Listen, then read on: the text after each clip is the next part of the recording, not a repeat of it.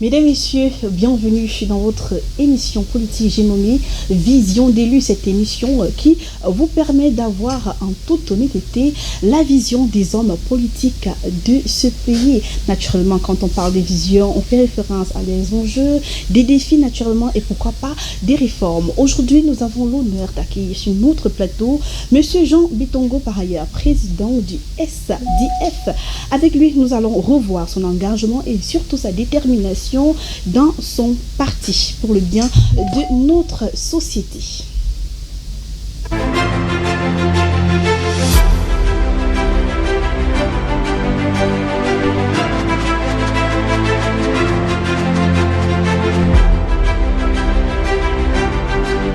De cette édition, nous allons ensemble aborder les grands enjeux politiques actuels du SDF, mais pas seulement les défis, justement, pour pouvoir avoir un avenir meilleur.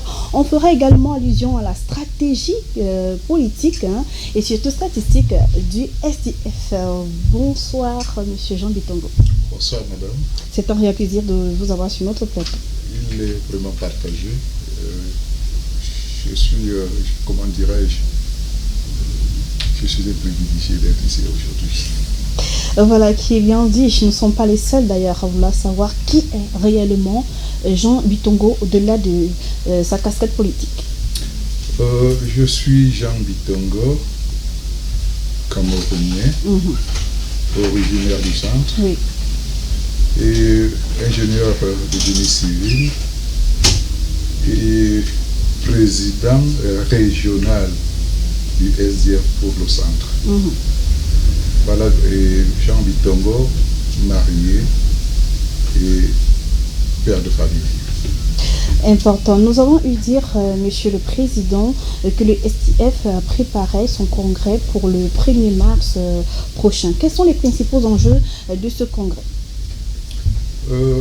Ce congrès a une très grande importance. Vous voyez, le SDF est presque unique au Cameroun. Dans le SDF, nous n'avons pas de candidat naturel. En octobre, plus exactement le 29 octobre 2023, nous avons élu le nouveau président national, oui, qui a remplacé l'icône John Fundi de mémoire. Alors, et à cette élection, les gens qui avaient enterré le SDF ont déchanté. Déjà, nous avons fait le plein d'œuvre du palais des sports de Ouargla.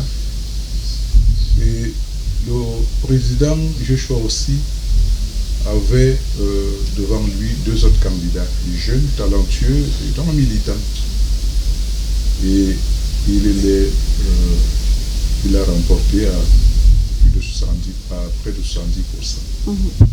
Alors, aujourd'hui, nous sommes en train de préparer le congrès extraordinaire.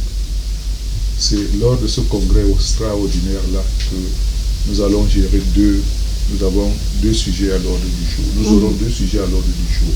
Oui. Le premier sera la présentation du projet, ou plutôt du programme politique du SDF. Et le deuxième sera l'élection de notre candidat à la candidature présidentielle de 2025. D'accord. Alors, donc vous voyez donc que ce congrès a une très grande importance. Elle a une très grande... Vous voyez, c'est un tournant décisif. C'est la première fois que nous allons nous présenter aux élections présidentielles sans médium politique. D'accord. On a tendance à vouloir se poser la question, puisque vous allez entrer en congrès pour pouvoir investir un nouveau président. On voudrait justement savoir qu'en est-il naturellement de Joshua aussi. Qu'en est-il comment? Joshua aussi, vous voulez que je vous le décrive? Je ne peux le décrire que à partir de l'œil du militant Exactement. que je suis. Jules Shaw aussi est aujourd'hui à la tête du SDF, celui de nouveau chairman. Et s'il est là, il n'est pas là par hasard. Il a fait ses classes aux côtés du chairman John Frondi. Et les militants, dans leur grande majorité, lui ont fait confiance. Lui ont confié le parti. De mon point de vue, j'étais et je suis celui-là qui le soutient parce que j'ai remarqué en lui un homme intelligent. Joshua aussi est très moderne, c'est-à-dire ouvert complètement. Et puis, John Frondi, Joshua aussi est ce leader-là qui a une très grande humilité en lui. C'est-à-dire, il n'est pas perché très haut là-bas, il est très proche. Pour moi, c'est mon point de vue. Il est très proche, n'est-ce pas, des militants. Pour rencontrer Joshua aussi, c'est pas difficile. Il suffit d'aller vers lui et puis tout de suite il vous reçoit. Vous causez, vous discutez. Et c'est quelqu'un qui écoute beaucoup. D'accord. Donc pour vous, c'est l'homme de la situation. C'est l'homme de la situation aujourd'hui. D'accord. Et parlant de ce congrès, comment est-ce que il va façonner la stratégie du parti en 2025, la stratégie naturellement du SDF? Je vous l'ai dit, c'est la première articulation du congrès. Oui, et on n'en peut pas déjà avoir des prémices Non, je n'ai pas mandat de le faire. Je ne peux pas dévoiler le programme politique du SDF avant le porteur officiel de ce programme. D'accord. Venez nombreux, je vous invite nombreux, n'est-ce pas, le 1er mars, au Palais des Sports de Ouarda. Et là, vous découvrirez le programme, la stratégie et tout ce que vous voulez du SDF. Monsieur le Président régional, nous avons mené cependant une enquête. Il en ressort que certains, je veux dire de vos militants, dans le centre, certains de vos militants et sympathisants pensent qu'il y a une crise de leadership ou de mobilisation. Donc, comment est-ce qu'on peut comprendre cela? Certains le suggèrent en fait. Non, je ne vois pas ça comme ça. Je suis arrivé dans le SDF dans sa prospérité et j'y suis jusqu'à aujourd'hui. Il y a eu certes des petites secousses, mais le SDF, par ces petites secousses, n'est-ce pas, est devenu encore plus fort, plus grand. D'autres trahissent d'autres formations. Je suis en train d'y arriver. Alors, vous voyez, il y a un adage qui dit que quand on veut noyer son chien, on l'accuse de rage. Alors, ceux de nos camarades qui sont partis, ils sont partis parce qu'ils nageaient à contre-courant de la politique, des idéaux du SDF. Alors, le SDF est une structure qui est hyper bien organisée, avec des statuts et des règlements intérieurs fantastiques.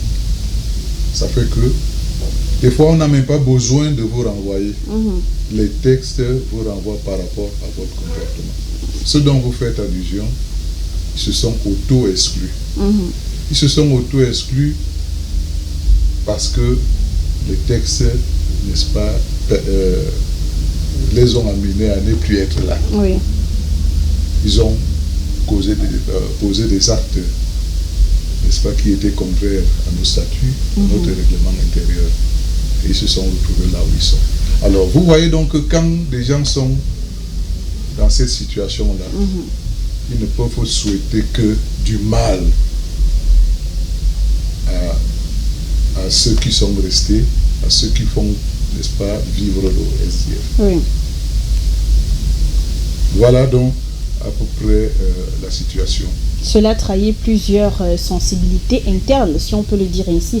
Mais comment vous, aujourd'hui, en tant que président régional, vous pensez pouvoir reformer, soutenir, rassembler ces différentes sensibilités internes-là? Vous voyez, Dieu a donné à chaque homme ce qu'on appelle le libre arbitre. C'est-à-dire le pouvoir de dire oui le pouvoir de dire non. Alors, délibérément, ils se sont décidés à aller. Et lors du congrès d'octobre 2023, nous leur avons tendu la porte. Les mains. Ils ne sont pas venus. Mais seulement, je vais vous dire, certains sont arrivés, n'est-ce pas? Ils sont arrivés, ils sont revenus, n'est-ce pas, dans les cellules, et qui cheminent aujourd'hui avec nous, et qui ont demandé pardon, n'est-ce pas? Ils ont dit, ah, ils s'étaient trompés. Ils sont là, ils sont revenus. Mais d'autres, certains leaders dont vous parlez, bon, leaders entre guillemets, n'est-ce pas, sont repus avec d'autres agendas. La preuve, ils n'ont pas attendu longtemps pour fonder ou créer leur propre parti. Ils n'ont pas attendu longtemps. Et le SDF continue son bonhomme de chemin. D'accord. Puisqu'on parle beaucoup plus de la base régionale aujourd'hui dans le centre, qu'est-ce que le centre, qu'est-ce que le SDF a concrètement, je vais dire créé, si ce n'est réalisé dans le centre jusqu'à nos jours? Créer et réaliser quoi par exemple? Je voudrais savoir sur le plan économique, qu'est-ce que vous avez véritablement fait pour pouvoir rassembler vos troupes, pour pouvoir convaincre certains autres militants à regagner votre cause sociale, éducationnelle? Déjà par notre idéologie, nous sommes un parti socio-démocrate. Vous voyez bien que la social-démocratie n'est pas différente du style de vie des Camerounais, des Bantous que nous sommes. C'est-à-dire quoi? C'est-à-dire que ensemble, nous pouvons surmonter des défis. C'est ça la social-démocratie. Alors, et chaque jour, dans le centre, nous essayons de le faire. Vous verrez, nous avons de nouvelles adhésions chaque jour. Chaque jour, si vous venez à mon bureau, votre collaborateur qui était, il y a des nouvelles personnes qui entrent chaque jour. Et puis, un parti politique, surtout de l'opposition, qu'on n'a pas pour vocation d'aller créer des pôles économiques. Ça peut arriver. Notre vocation première, c'est de voir le pouvoir, de gagner le pouvoir. La mairie, les postes parlementaires, le Sénat et autres, au Conseil régional, la présidence de la République. C'est qu'à ce moment-là, donc, que, étant au pouvoir, nous pouvons... Donc vous attendez juste être au pouvoir pour pouvoir réaliser. Donc vous ne démontrez pas certaines prémices, par exemple, pour pouvoir flatter. Un parti politique va faire ça comment? Par exemple, dans le centre, est-ce que dans votre bastion... Donnez-moi vous-même. Non, c'est moi qui vous demande des exemples à ce niveau. Je vous ai dit ce que je faisais dans la vie. J'ai 65 ans, je suis un retraité déjà. Je suis président régional. Et puis, dans le centre, vous avez pris l'exemple, dans le centre, nous n'avons aucun élu. Et nous n'avons que des volontaires. Et bon nombre d'entre nous, c'est d'ailleurs même tous les militants, travaillent d'une façon bénévole, par amour du parti. C'est important de le savoir. Et c'est nous-mêmes qui apportons un peu de nous-mêmes, n'est-ce pas, pour faire fonctionner le parti. Nous n'avons pas une sorte de cotisation où les gens mettent quelque chose dans la cagnotte, et puis quand ça a atteint un certain niveau, nous partons créer une usine, nous partons créer une plantation pour faire ci, pour faire ça. Donc, notre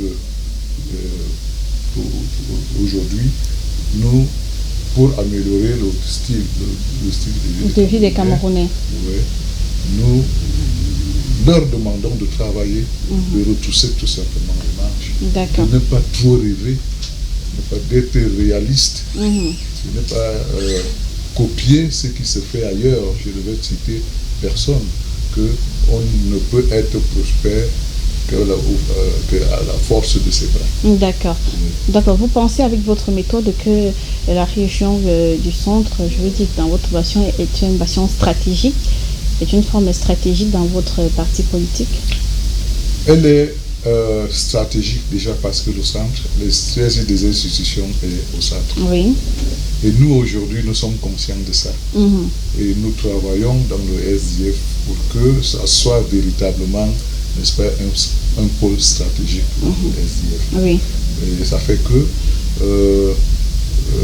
si vous suivez vraiment les informations, vous verrez que le SDF est en train de bouger dans des départements. Oui. Nous ne sommes pas seulement focalisés dans Yaoundé.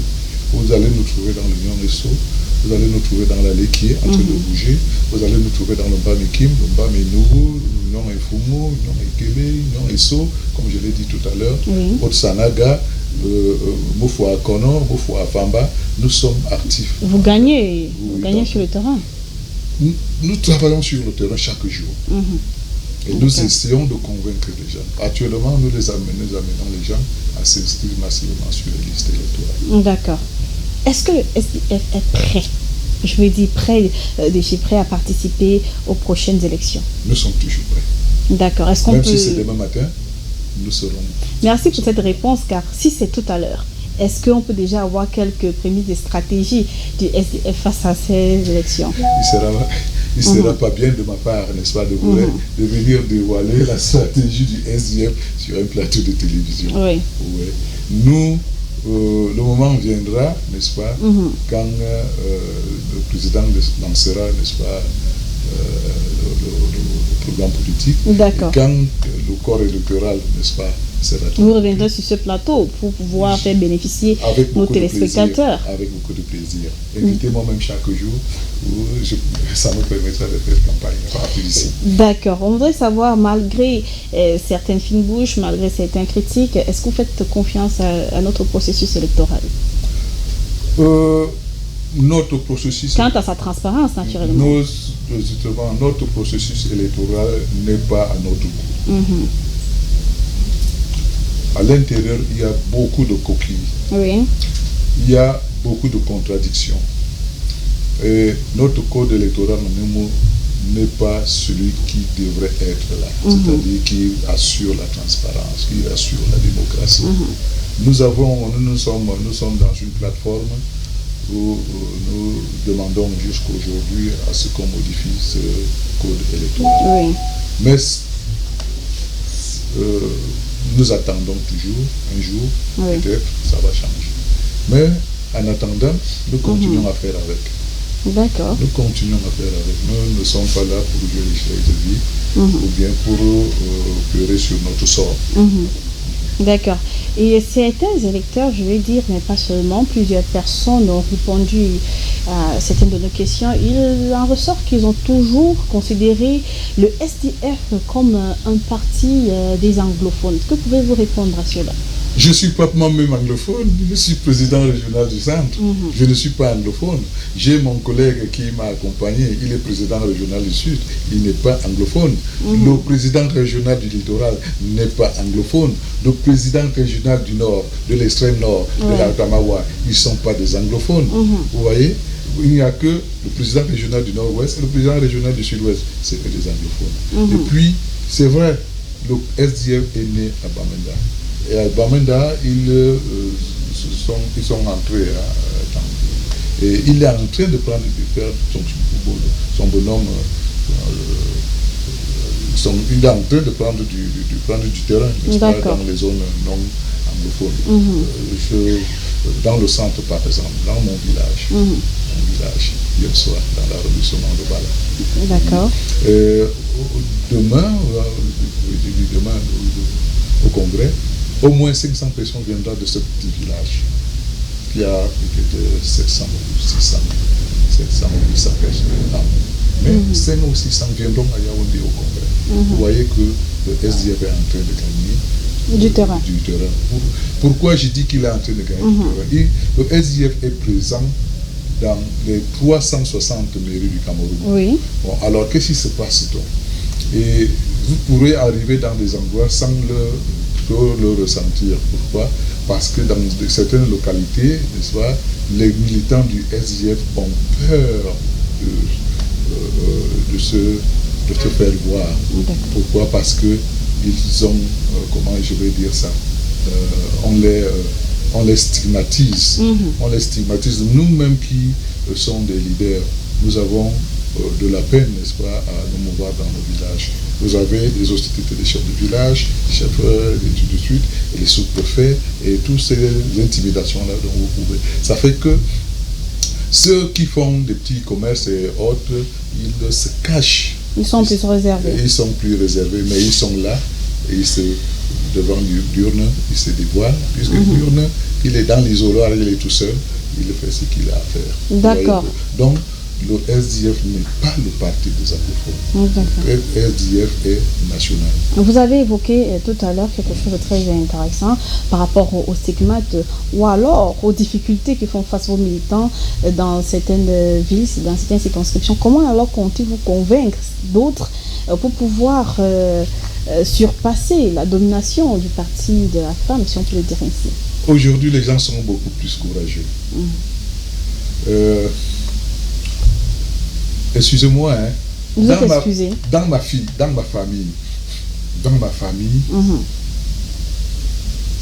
je suis une élite dans ma famille. Si quelqu'un doit redouter le courroux de camp adverse, ça devait commencer par moi. Et quand ils me voient continuer à fonctionner, continuer à leur faire face, ça leur donne du courage de parler sur moi. D'accord. Alors, les autres militants, ils sont comme ça aussi aujourd'hui. Vous voyez, ils sont, comment on dit, ils sont hyper résilients. Ils n'ont presque plus peur. Ils n'ont plus peur de quoi que ce soit.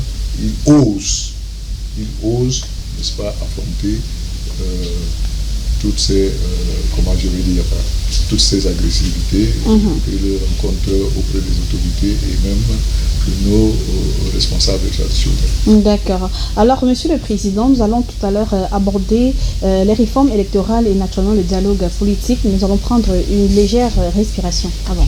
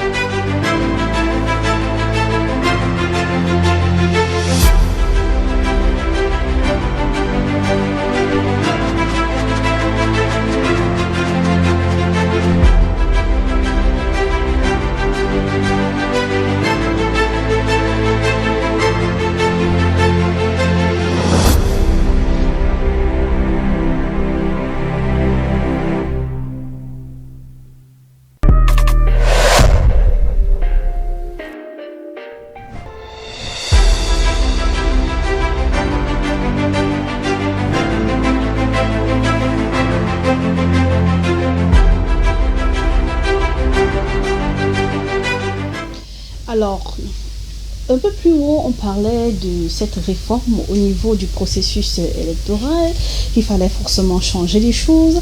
Alors, s'il fallait proposer une réforme, un changement, ce serait lequel? Nous l'avions fait déjà. Et c'est des choses d'où la mise sur le pied de la plateforme dont je vous ai parlé. Oui. Oui, il y a beaucoup de choses. Je ne peux pas commencer à les énumérer ici. Je prends juste un petit état. Oui. Par exemple, le scrutin à 2 tours. Oui. Le scrutin à 2 tours, ça c'est très important. Et puis il y a beaucoup d'autres petites choses que je comme peux des fichiers biométriques. Comme le fichier biométrique. Oui.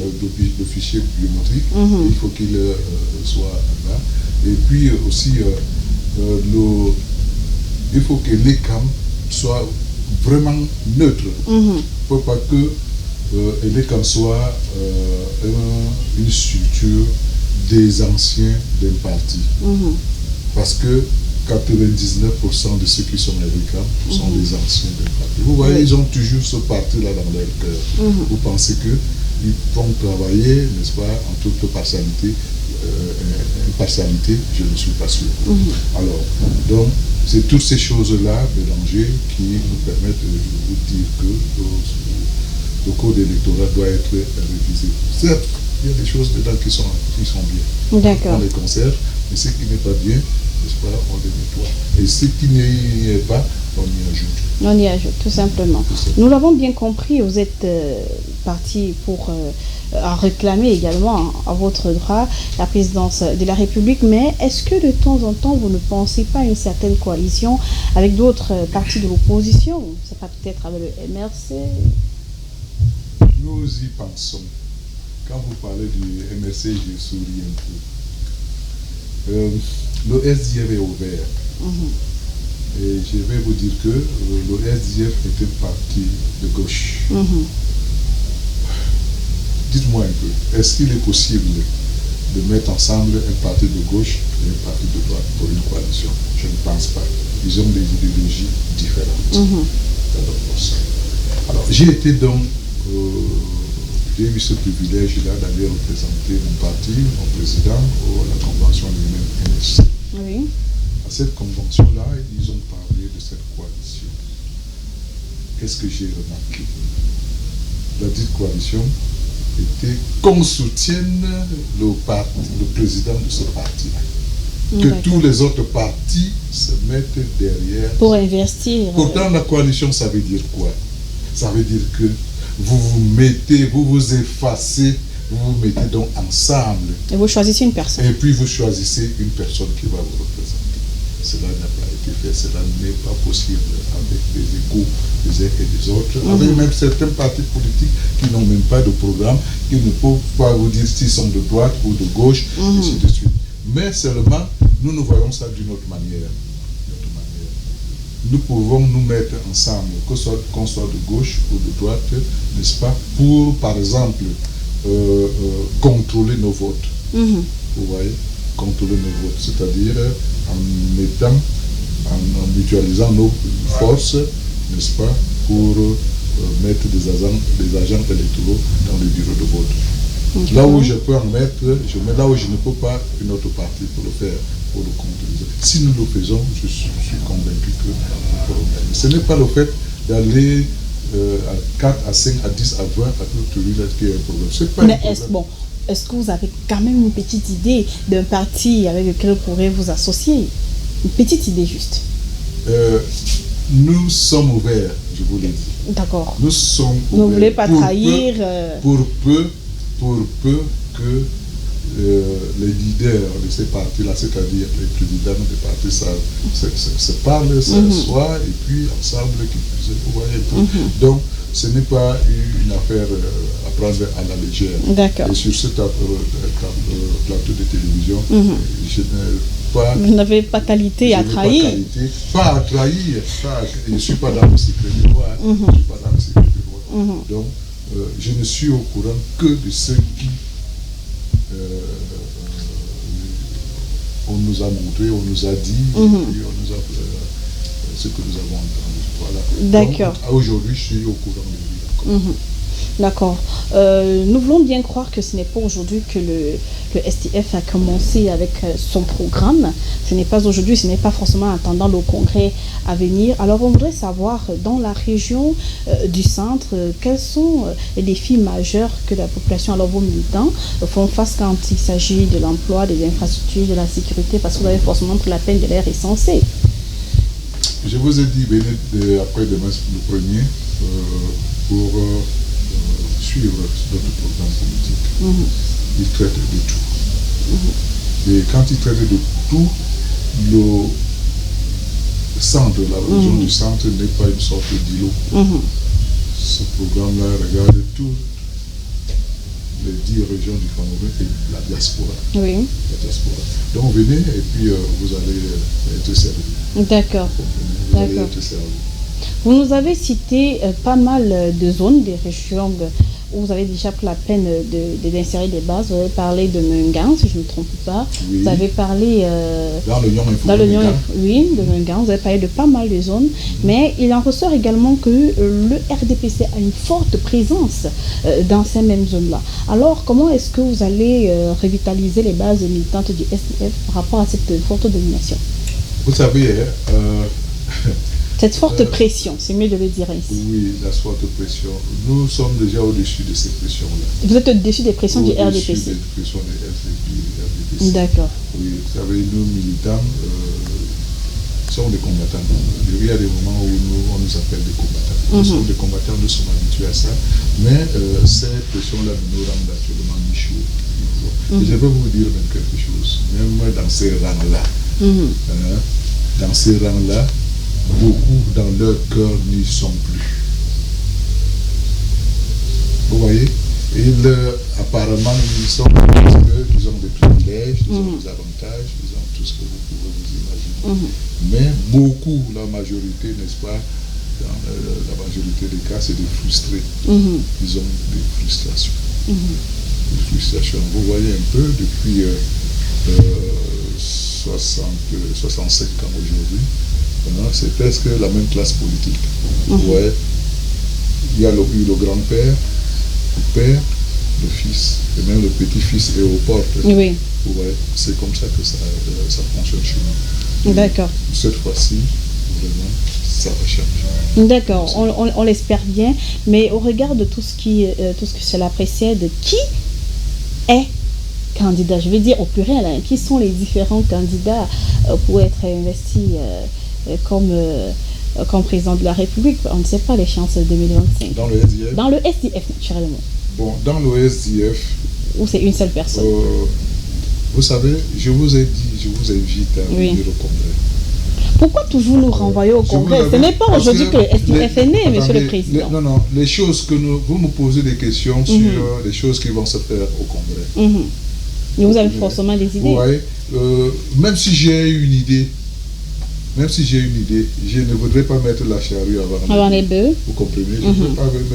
Je ne voudrais pas vous... on voudrait également savoir à quoi s'attendre en venant au Congrès. Je vais vous dire quelque chose. Oui. Nous avons le même plat. Vous avez mon plat de coq, sans urine, bien sûr. Vous avez votre plat de coq à main. Sans urine aussi. Sans urine, bien évidemment. Et puis, quand je goûte le mien, vous allez me demander qu'il a quel goût là-bas. Non, goûtez-le. Goûtez le vôtre. Et là, vous saurez quel est le goût du coq qu'on nous a servi. Vous comprenez, non? Donc, ce jour-là, vous allez constater s'il y a un ou deux candidats ou trois candidats. Vous serez servi. Déjà même, après tout ça, les élections et autres, il y aura une grande conférence de presse. Oui, vous l'avez dit un peu plus en amont que c'était la toute première fois que le SDF participait aux élections, je pense que je ne me trompe pas. J'ai dit oui. La toute première fois que le SDF va participer aux élections présidentielles sans ni John Fondi. D'accord. Parce que il s'est endormi en juin 2023. Oui. Et puis, entre juin et maintenant, c'est maintenant qu'il y aura élection présidentielle. Les élections de 2018, c'était le camarade de Joshua aussi, le président aujourd'hui. Oui. À l'époque, il était vice-président. Mais il était là. Exactement. Il était là. Donc, aujourd'hui, il n'est pas là. Nous voulons une fois de plus lui rendre hommage, n'est-ce pas, à l'occasion de cette élection. D'accord. Lui apporter, en tout cas, apporter, n'est-ce pas, cette victoire-là au cœur meurtri, n'est-ce pas, des militants. D'accord. Depuis le départ du chairman, est-ce que vous pensez pas que le SDF a perdu un peu de sa subsistance sur le plan national et international? Je ne pense pas. Je ne pense pas du tout. Parce qu'au contraire, vous voyez, les gens ont été habitués à voir certaines têtes. Et quand ils ne voient plus cette tête-là, ils oublient qu'il y a de nouvelles têtes, peut-être encore plus puissantes, plus convaincantes qu'on connaît même. Vous savez, l'habitude est une chose terrible. Hein. Oui. Quand on a pris, j'aime toujours des anecdotes. Imaginez-vous que vous apprenez à aller avec une bicyclette qui a le guidon tordu. Que c'est votre première bicyclette et c'est l'unique bicyclette que vous avez. Vous allez voir que ça c'est bon. Hein, vous allez vous habituer à ça.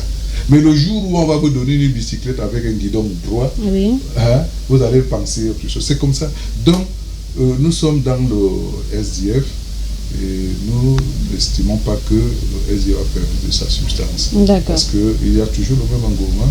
Si nous pouvons même faire des statistiques, vous comprendrez que, vous verrez que chaque jour, il y a des nouvelles adhésions et puis le SDF s'agrandit chaque jour, il s'élargit chaque jour. Peut-être, vous savez, à l'époque, le SDF bougeait un peu plus. C'est-à-dire quoi? Des marches, ici, cela.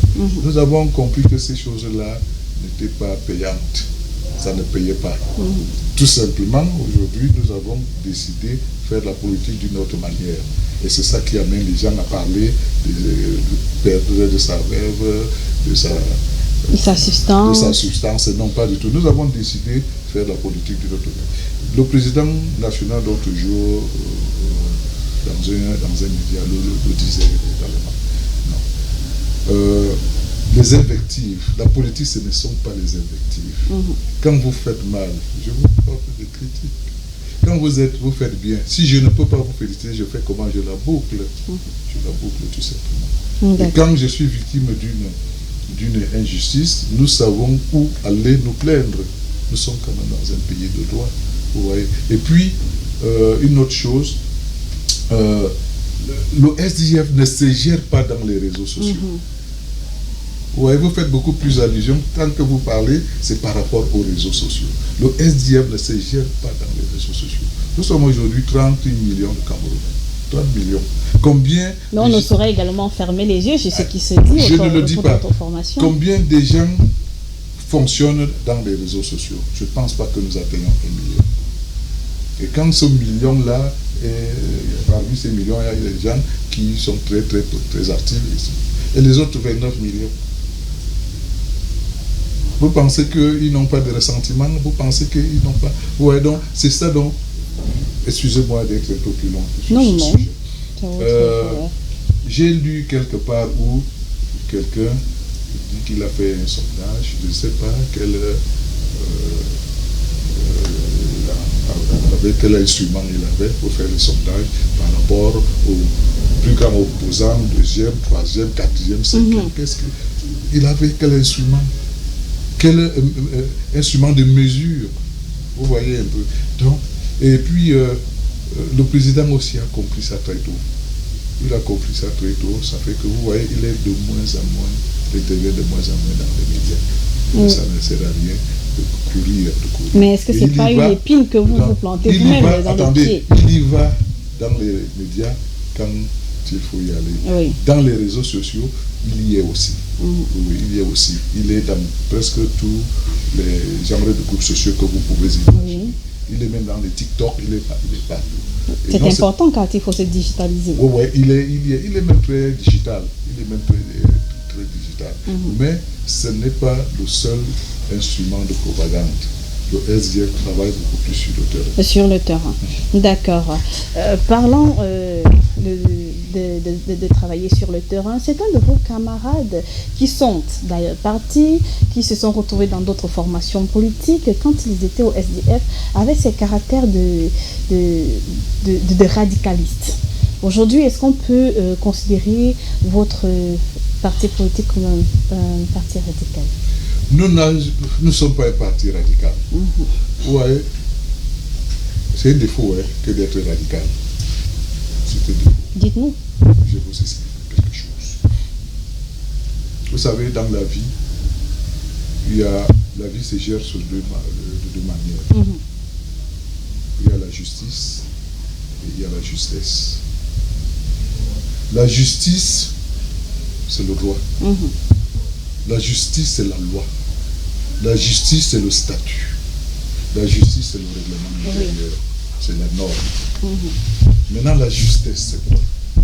La justesse est ce qui peut faire en sorte que les gens se mettent ensemble. La parole de Dieu dit que pourquoi ne souffrirez-vous pas d'un peu d'injustice? Et ceci, c'est pour préserver la paix. Vous comprenez? Voilà le SDF aujourd'hui. C'est à ce stade-là que le SDF est. Vous voyez, c'est-à-dire que le SDF n'est pas ce parti-là. Il ne l'a même jamais été. Certains individus ont voulu amener le SDF sur cette route-là. Nous ne sommes pas des activistes dans le SDF. Ce n'est pas un parti activiste. Nous sommes un parti républicain. Alors, certains de nos camarades activistes, puisqu'ils ne sont plus là, vous estimez aujourd'hui que le SDF a perdu le savoir de sa main. Nous avons rien perdu. Nous avons rien perdu. Nous sommes redevenus nous-mêmes, au contraire. Nous sommes redevenus nous-mêmes. Un parti républicain, un parti social-démocrate, au long et au centre de tout ce que nous faisons. D'accord. Monsieur le Président, je voudrais bien avoir votre avis, si jamais vous êtes président de la République, si jamais le SDF est président de la République, j'aimerais bien savoir comment est-ce que ce parti va pouvoir gérer la question de sécurité, parlant de la crise dans le Nozo. Mais je suis sûr que vous allez encore nous demander de nous retrouver au Congrès. Non, je ne vais pas. Là, vous allez répondre. Je vais répondre parce que le parti... le problème de cette guerre-là, c'est très sérieux. On peut ne pas en parler. Nous, dans le SDF, nous estimons que le pouvoir en place n'a vraiment pas la volonté d'arrêter ce conflit. Parce que, surtout nos gouvernants, l'impression que nous avons, c'est qu'ils mettent toujours, ils continuent à mettre de l'huile dans le feu. D'accord. Continuent à mettre de l'huile dans le feu. Tous savent ce qu'il faut faire, mais ils ne le font pas. C'est un problème politique, tout simplement. C'est un problème politique. Moi, je l'ai dit, ça je prends ça sur moi, le dialogue qui s'est passé il y a quelques années, le grand dialogue, c'est son nom, le dialogue national.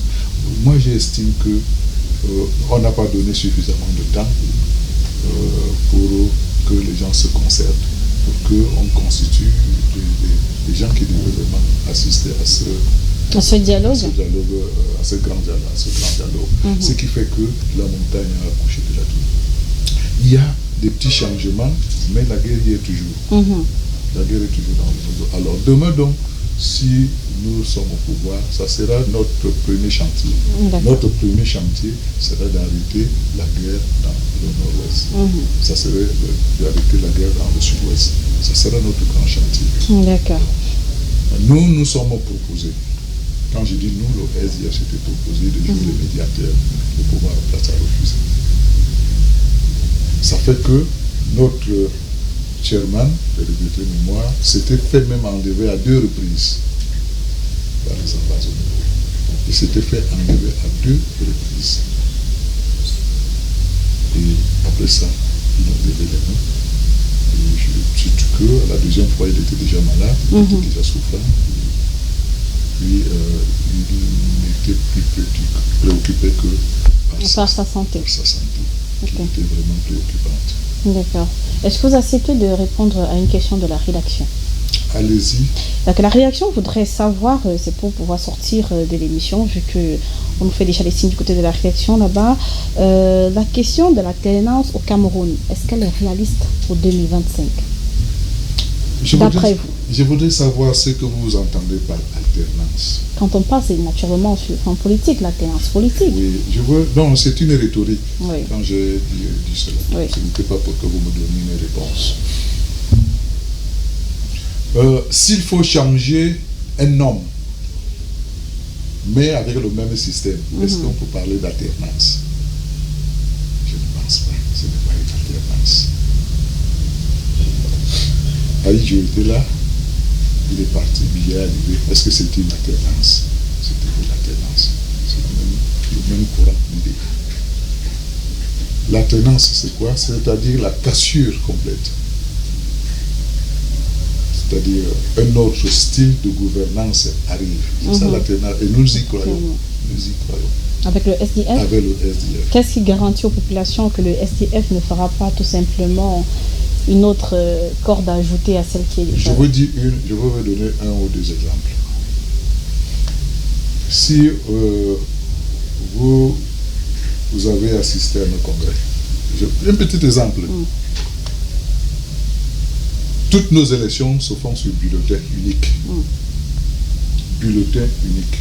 Vous êtes 10 candidats, un seul bulletin. Les photos des 10 candidats sont sur un seul bulletin. Vous voyez, c'est des changements comme cela. Et puis, ça, c'est aussi une question subtile.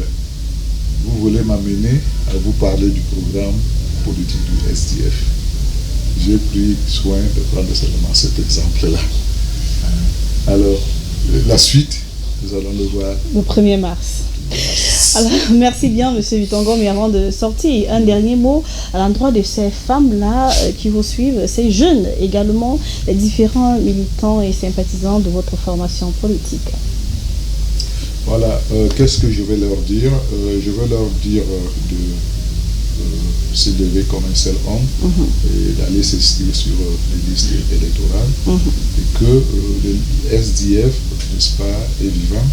Le SDF est là, le SDF, n'est-ce pas, est aux portes d'étudier, il faut qu'ils le sachent, et que c'est par leur vote massif, n'est-ce pas, qui ferait de nous un grand, de nouveaux locataires d'étudier, qui ferait de nous de nouveaux locataires de nouvelles mairies, et puis palais de Ngouankili, de nouveaux palais de Ngouankili.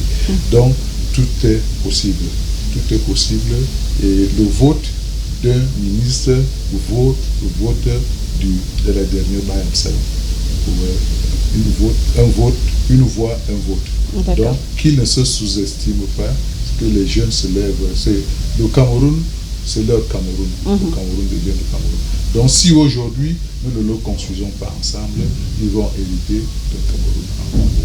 Donc, ils doivent s'impliquer, n'est-ce pas, dans la chose politique. Quelqu'un a dit l'autre jour que si vous ne faites pas politique, vous les jeunes, mais la politique va vous faire. D'accord. Merci une fois de plus, Monsieur Jean Bitongo, pour ces éclairages, pour avoir apporté avec vous vos différents défis, j'ai envie de dire, les enjeux naturellement sur le processus électoral à venir. On espère pouvoir vous retrouver très prochainement sur ce plateau. Juste après le congrès, on aura peut-être des réponses aux questions qui n'ont pas eu de réponse cette fois-ci. Ok, c'est moi qui vous remercie et à très bientôt, samedi 1er mars. D'accord. Merci à vous, chers téléspectateurs. Quant à nous, on se retrouve la semaine prochaine pour une autre émission Vision d'élu. D'ici là, restez connectés car nos programmes se poursuivent.